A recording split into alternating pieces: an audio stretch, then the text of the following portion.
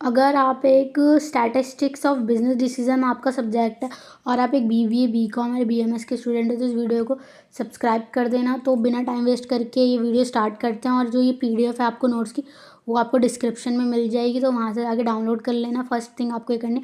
तो स्टार्ट करते हैं बिना टाइम वेस्ट करें। मीनिंग ऑफ स्टैटिस्टिक्स क्या होता है? स्टैटिस्टिक्स का मीनिंग होता है कलेक्ट करना डाटा को, उसको ऑर्गेनाइज करना, उसको प्रेजेंटेशन करना, उसको एनालाइज करना, फिर उसको कम्युनिकेट कर देना न्यूमेरिकल या फिर डाटा वे में for a better decisions to the company के जो हायर ऑर्डर में जो लोग काम करते हैं उनके लिए। उसके बाद आपको एक फॉर्मूला दिख रहा होगा जो कि हमने खुद बनाया आप लोगों के बेटर अंडरस्टैंड के, कि स्टैटिस्टिक्स का क्या मतलब होता है। स्टैटिस्टिक्स का मतलब होता है कि डाटा और एनालाइज करना, यानी कि डाटा प्लस एनालाइज करना।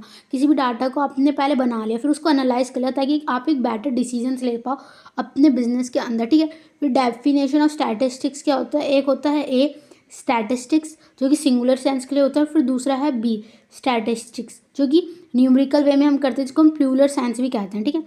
तो जो स्टैटिस्टिक्स है ना, ए जो सिंगुलर सेंस के लिए, उसके अंदर हम मेथड प्रोसेस डाटा को यूज़ करते हैं, बट छोटी चीज़ों के लिए, like collecting, classification, handling, presentation, analysis and fifth है इंटरव्यू।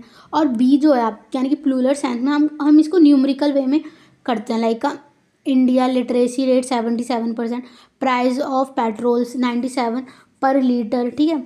फिर थर्ड पॉइंट इसके अंदर हम जो डिस्कस कर रहे हैं वो है स्टैटिस्टिक्स इन्वेस्टिगेशन। स्टैटिस्टिक्स इन्वेस्टिगेशन होता क्या है?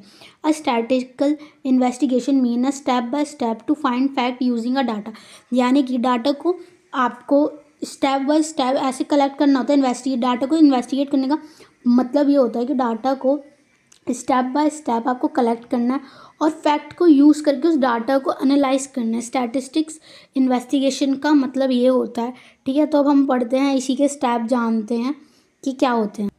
Step 1, define the problem, what is the customer satisfaction level. यानी कि स्टेप 1 के अंदर हम ये जानते हैं कि कस्टमर को प्रॉब्लम क्या है और उसका सेटिस्फैक्शन लेवल क्या है, कि उसे प्राइस कम चाहिए, उसे क्वांटिटी ज़्यादा अच्छी चाहिए, या फिर उसे क्वालिटी से मैटर है, ठीक है। स्टेप 1 ये होता है। फिर सेकंड है प्लान द इन्वेस्टिगेशन। इसका मतलब होता है सैम्पल साइज या मैथड ऑफ टाइम और कॉस्ट। सैम्पल या फिर इन्वेस्टिगेशन का ये मतलब होता है सेकंड पार्ट के अंदर कि हम ये देखते हैं कि हमें अपना मार्केट किस तरह कैप्चर करना है, लाइक हमारा मार्केट कितना बड़ा है, कि हम इंडिया पे फोकस कर रहे हैं, हम इंडिया की, फिर अगर और डीप में जाओगे तो इंडिया की किस स्टेट में हमको अपनी सेल बढ़ानी है, या फिर अगर आप इंटरनेशनल लेवल पे जाओगे तो आपको कौन से कंट्री के अंदर अपनी सेल बढ़ानी है। तो प्लान ऑफ इन्वेस्टिगेशन ये होता है कि आपको इन्वेस्टिगेशन करनी क्या है भाई। इन्वेस्टिगेशन आप किस पे करना चाहते हो? 1000 लोगों पे करना चाहते हो, 100 पीपल्स पे करना चाहते हो, कितने पे करना चाहते हो, ठीक है। फिर थर्ड है collection of data. Collection of data ये मैंने पहले भी आपको बताया था। कलेक्शन ऑफ डाटा आपका दो होते हैं, ठीक है। एक होता है प्राइमरी वे और एक होता है सेकेंडरी वे। अगर आपने 11-12 में ढंग से पढ़ा होगा तो आपको बहुत अच्छे से पता होगा प्राइमरी वे और सेकेंडरी वे के बारे में, ठीक है। लेकिन फिर भी हम बता देते हैं इस वीडियो के अंदर। सो प्राइमरी वे होता है सर्वे या इन्वेस्टिगेशन। प्राइमरी वे वो होता है जिसके अंदर आप फर्स्ट वे के थ्रू अपने डाटा कलेक्ट करते हो। लाइक आपने कोई सर्वे कंडक्ट करा और उसके अंदर आपको जो भी डाटा मिला, लाइक मान लो कोई कम्युनिटी है, आप उधर गए, आपने उनसे पूछा आपको चॉकलेट ज़्यादा पसंद है या आइसक्रीम, तो ये आपने उनका सर्वे लिया, तो ये प्राइमरी डाटा, ठीक है। या फिर किसी का डायरेक्टली इंटरव्यू ले लेना। फिर होता है सेकेंडरी डाटा कलेक्ट करने का मतलब क्या होता है कि आपने किसी बुक से या किसी की सर्वे के थ्रू, यानी कि अपने सेकेंडरी रूट के थ्रू आपने वो डाटा कलेक्ट करा। लाइक आपने प्राइमरी में तो डायरेक्ट जाके करा, लेकिन सेकेंडरी में आपने जो प्राइमरी डाटा आपने कलेक्ट करा था ना, उसी से आपने सेकेंडरी डाटा कलेक्ट करा, ठीक है। फिर आता है आपका फोर्थ कलेक्शन ऑफ डाटा, यानी कि grouping data into a meaningful characteristics. Like अब तो आपने डाटा कलेक्ट कर लिया, थर्ड पार्ट के अंदर आपने डाटा कलेक्ट कर लिया। अब क्या होता है, आपको उस डाटा को कलेक्ट करने के बाद ऑर्गेनाइज भी करना होता है।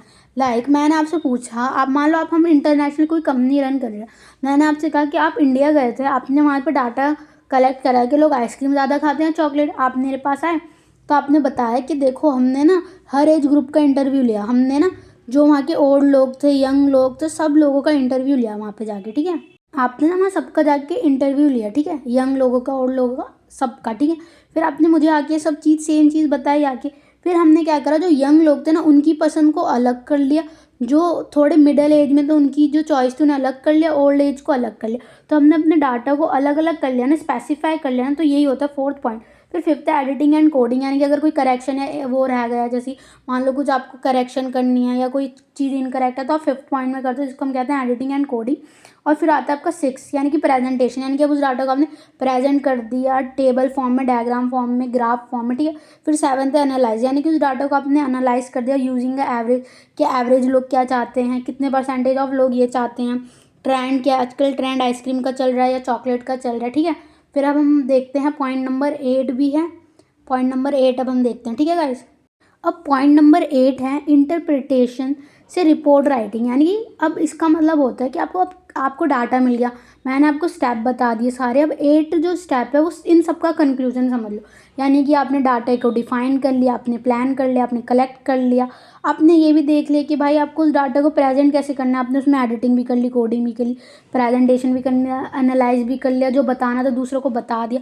लेकिन अब आता है कंक्लूजन का टाइम, यानी कि यार आपने जो भी डाटा कलेक्ट करा अब उसके हिसाब से आपको क्या लेने हैं। हम क्या पढ़ रहे हैं भाई, स्टैटिस्टिक्स ऑफ बिजनेस डिसीजंस। तो अब आपको लेने हैं कंक्लूजन्स, अब आपको डिसीजंस लेने हैं भाई उस डाटा से, ठीक है। तो 8 ये है। अब उसके बाद आपको एक बहुत इंपॉर्टेंट चीज़ पॉइंट आउट दिख रही होगी, जो कि हमारा 4th पॉइंट है, वो है लॉ ऑफ स्टैटिस्टिक्स, यानी कि लॉ ऑफ लार्ज नंबर। ये बहुत इंपॉर्टेंट टॉपिक है, ये हमेशा एग्जाम में आता है, और एग्जाम में नहीं अभी आएगा ना तो ये आपकी लाइफ के लिए बहुत इंपॉर्टेंट है, तो आप इसको ज़रूर पढ़ना, ठीक है।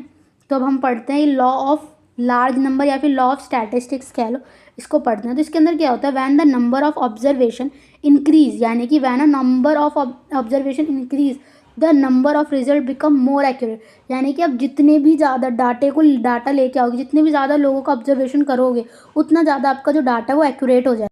फॉर एग्जाम्पल मान लो आपने 100 लोगों का सर्वे करा, अब मैं आपसे कहूँगी भाई 100 लोगों में से आइसक्रीम किसे पसंद थी या चॉकलेट किसे पसंद थी, और उसके बेस पे मैं आपको कहूँ चलो इस स्टेट में भाई आपने कहा कि चॉकलेट ज़्यादा है हमारे रिजल्ट में, कि लोगों को चॉकलेट ज़्यादा पसंद है, और आपने कहा, मैंने कहा चलो भाई अब इस स्टेट में आपने 100 लोगों का सर्वे ले लिया, आप जाओ आप जाके ना चॉकलेट बनाओ। अरे आप गए, आपने मार्केट में फेल हो गए। क्यों फेल हो गए, क्योंकि आपने सिर्फ 100 लोगों का लिया, और आप एक स्टेट में मान लो 10 लाख लोग हैं, ठीक है।